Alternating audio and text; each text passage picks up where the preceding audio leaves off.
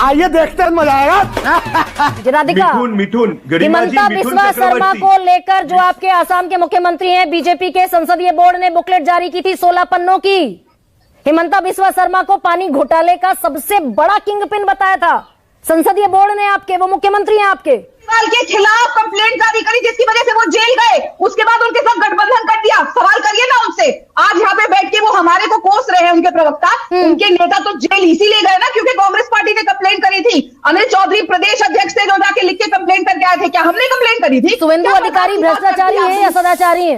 आप पहले ये बताइए कि आपको जो मैंने बताया, आप इधर आ जाइए, यहीं से पूछ लीजिए। कार में तेल भर गया, मैंने आपको दिखा दिया। शुभेंदु अधिकारी पर बोलना दरअसल पार्टी हाईकमान की तरफ से अलाउड नहीं है क्या राधिका?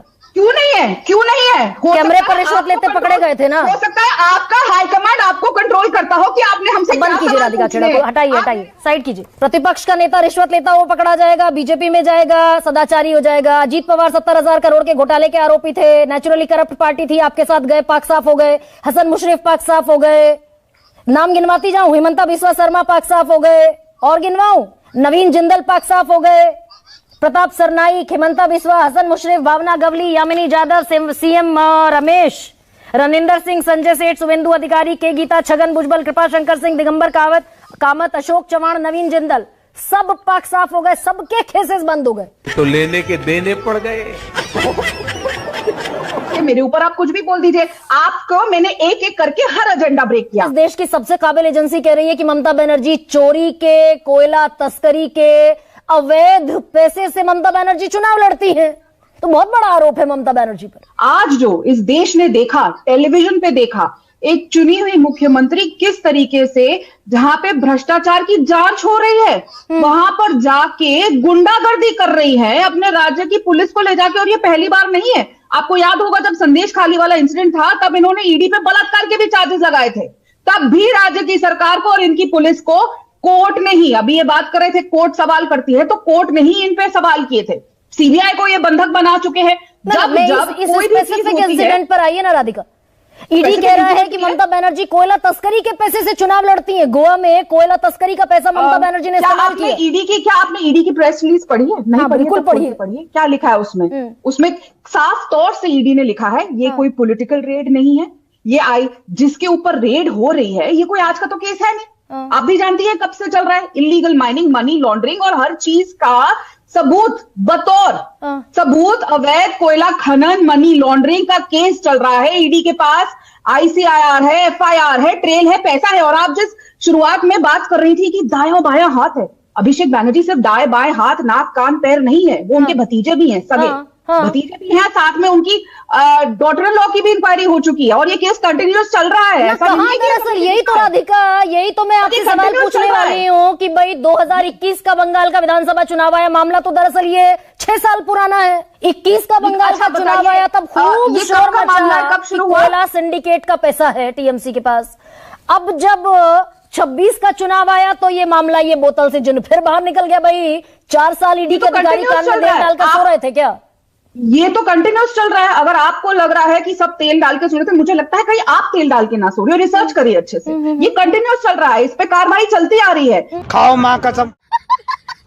कोई नहीं सोता है। देश की संवैधानिक संस्थाओं के लिए इस तरह की टिप्पणी करने से सबको बचना चाहिए। अरे भाई पूरा 22 गुजर गया ना, संवैधानिक संस्थाएं सवालों से परे नहीं हो सकती राधिका। नहीं, मैं आपके सामने फैक्ट रख देती हूँ ना, रुकिए फैक्ट रखती हूँ। क्यों नहीं हो? अगर 22 गुजर गया, 23 गुजर गया, 24 गुजर गया, पूरा 25 गुजर गया, 4 साल बाद ये रेड तो इज द प्राइमरी स्टेप ना। तो अच्छा, मुझे एक बात बताइए, अगर किसी के यहाँ पे रेड हो रही है, क्या ममता बनर्जी का इस तरीके से वहां जाना, एक फाइल को, आपने वो वीडियो देखा था, वो गाड़ी से उतरती है, लेफ्ट राइट भागती है, फिर कोई उनको कहता है इधर जाइए उधर जाइए।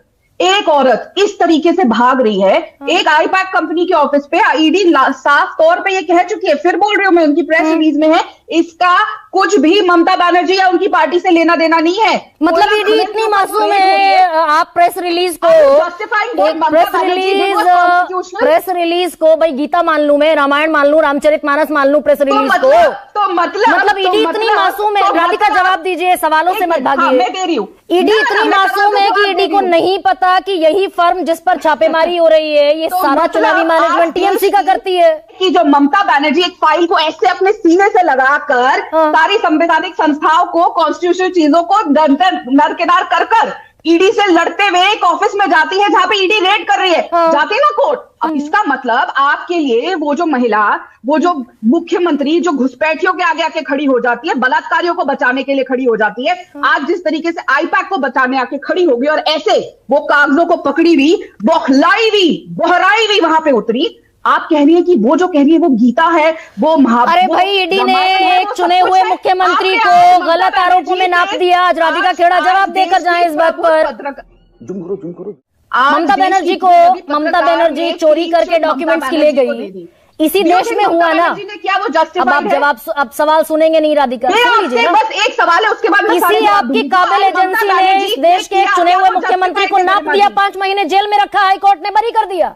हाईकोर्ट ने कहा कोई सबूत नहीं है ईडी के पास, इसी काबिल जांच एजेंसी ने। गरिमा जी, मेरे को बस आज एक सवाल का आपसे जवाब चाहिए, वैसे तो आप देंगी नहीं, पर मैं आज आपसे पूछना चाहती हूँ कि आज जो पूरे देश ने दृश्य देखा, ममता बनर्जी का बिहेवियर देखा, क्या वो सही था? हेमंत सोरेन को राजभवन से ईडी ने गिरफ्तार किया था, हाईकोर्ट ने कहा कोई सबूत नहीं है, ठीक था क्या? सवाल से मैं जानना चाहती हूँ, मेरी फेवरेट पत्रकार गरिमा जी क्या मानती है, क्या जो ममता बनर्जी ने हेमंत सोरेन को राजभवन से झूठे आरोपों में ईडी ने गिरफ्तार किया, ठीक था क्या? आज राधिका खेड़ा बता जाए मुझे।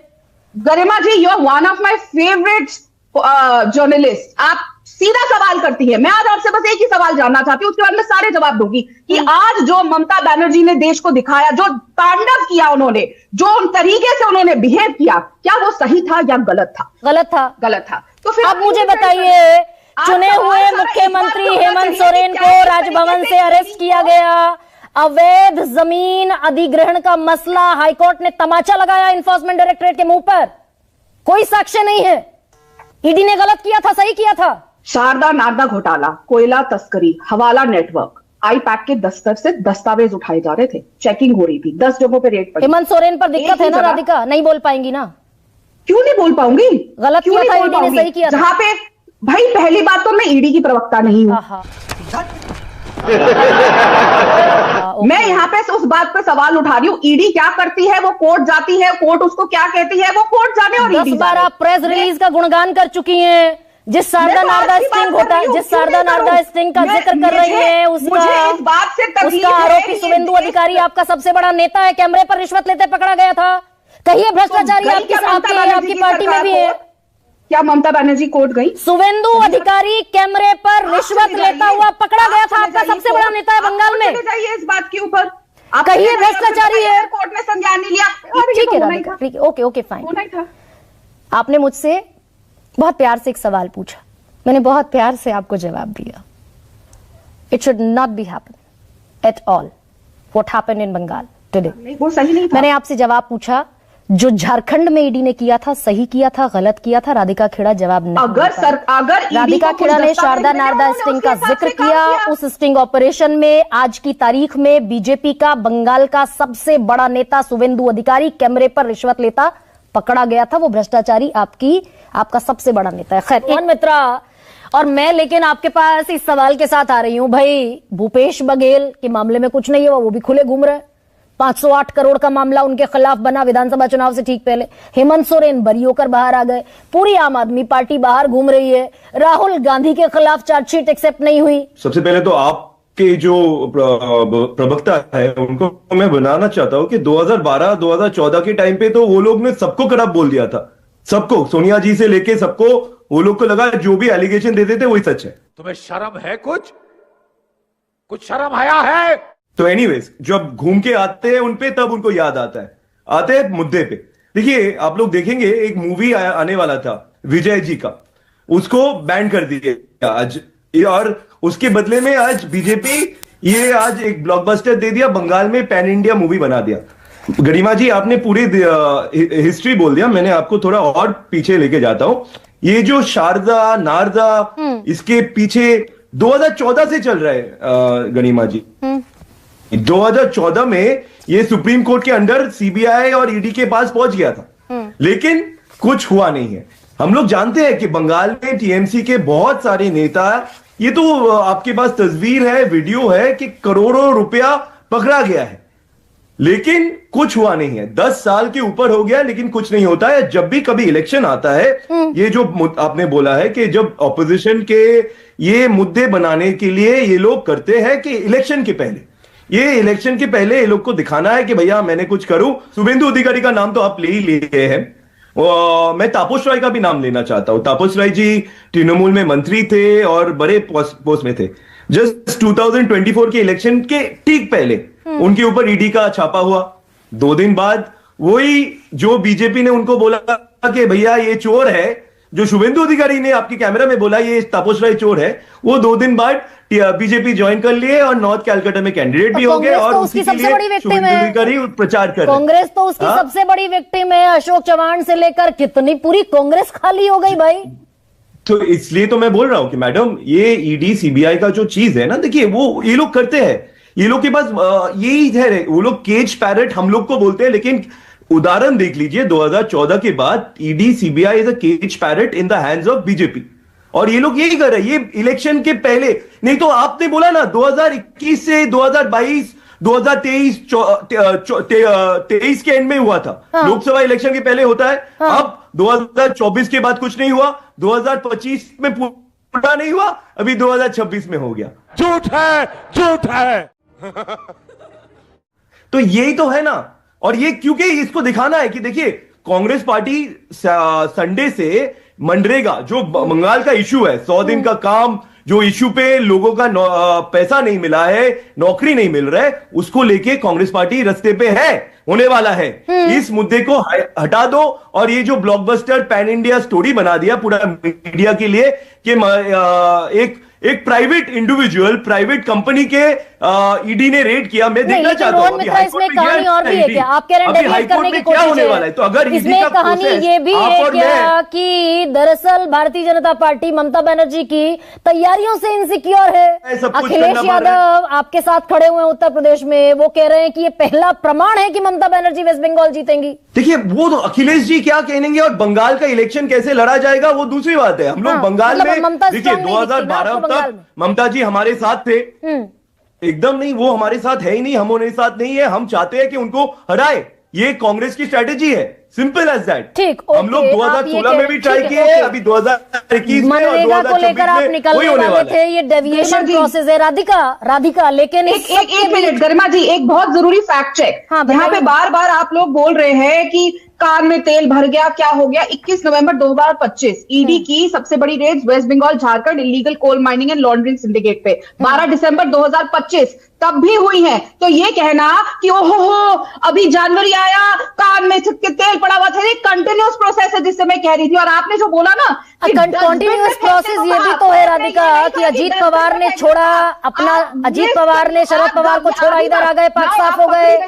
नवीन जिंदल कोल घोटाले में घिरे हुए थे, इधर आ गए, पाक साफ हो गए। हसन मुशर्रफ पाक साफ हो गए, शुभेंदु अधिकारी पाक साफ हो गए। You name it, you just name it. Please सही बताया करिए। आप एक न्यूज चैनल की एंकर है, आप गलत तरीके से बताती है। उन्होंने सिर्फ ये कहा कि जो इस समय ईडी ने चार्जशीट में डाला है, इस समय उससे वो आगे नहीं जा सकते because of a particular FIR, और उसको ठीक करा जाएगा। झूठ बोलो, बार बार झूठ बोलो। और मैं फिर बोल दूं, ये नेता जो बीजेपी में शामिल हो गए, इनके खिलाफ सारे केसेस डब्बे में बंद हो गए। राधिका खेड़ा नहीं, चिल्लाने से तो दरअसल कुछ होगा नहीं। आपने गलत बोला। आप हेमंत सोरेन पर जवाब नहीं दे पाई। आप हेमंत सोरेन पर जवाब नहीं दे पाई। झंडा चलाते हैं। आप शुभेंदु अधिकारी पर जवाब नहीं दे पाई। आप ईडी के कन्विक्शन पर जवाब नहीं दे पाई। आप ईडी के झूठ पर जवाब नहीं दे पाई। अभी भी अरे भाई आपके साथ आते हैं, पाक साफ हो जाते हैं, वॉशिंग मशीन में धुल जाते हैं। क्या क्या है, डोंट पेंट है, मतलब पिक्चर की बारिश बरी हो गए हैं, केस अभी भी चालू है, बेल मिली है। बेल डज नॉट मीन कि कोई